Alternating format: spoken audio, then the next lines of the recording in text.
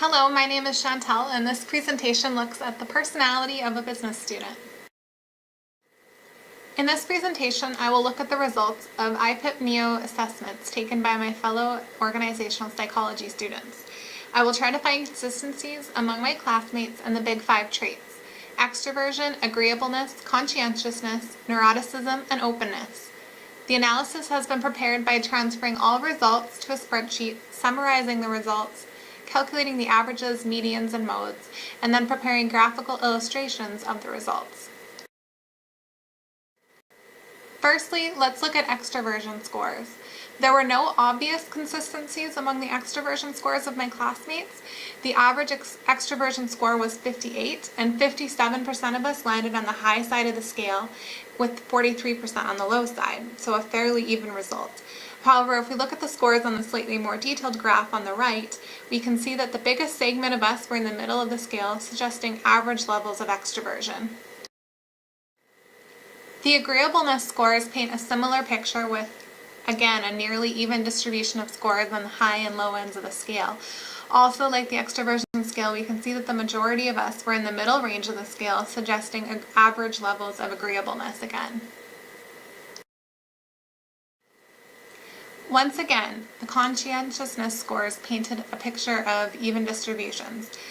I found this surprising, as I thought that students in their 3rd and 4th years of a degree program might have higher level of conscientiousness scores, simply due to the fact that we have made it through so much of the program. I also would have thought that the fact that we are in a business program would have resulted in higher levels of conscientiousness. That being said, while the majority of scores were in the middle of the range, we did have 160% more students scoring above 66 than students scoring below 33. So there is a slight tendency to the high end of that scale. Neuroticism is the first score where we see deviations of students receiving scores above or below 50. However, when we look at the second graph, we can see that in reality the scores have been distributed quite equally among the 3 sections. Facets of neuroticism include anxiety, anger, depression, self-consciousness, immoderation, and vulnerability. Considering these traits, I don't find it that surprising that a group of business students would have a wide variation in their scores.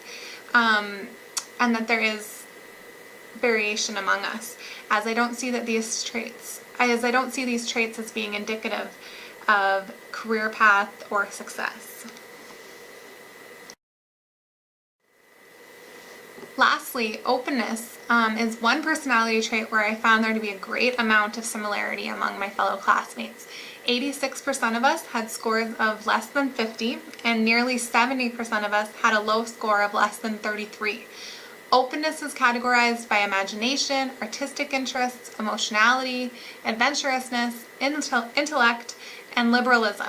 I think that a business degree program lends itself to students who aren't necessarily extremely imaginative, artistic, or emotional. So consequently, I did not find these results surprising, but it was interesting to finally see some commonality present itself in the results.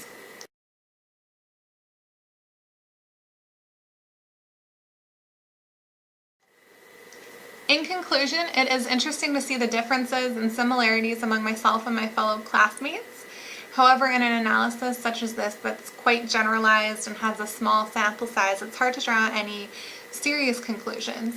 I found this exercise and analysis to be quite informative, and I hope to learn more about the value of and the science behind the IPIP-NEO in the next few weeks. Thanks for watching my presentation, and I hope you enjoyed it.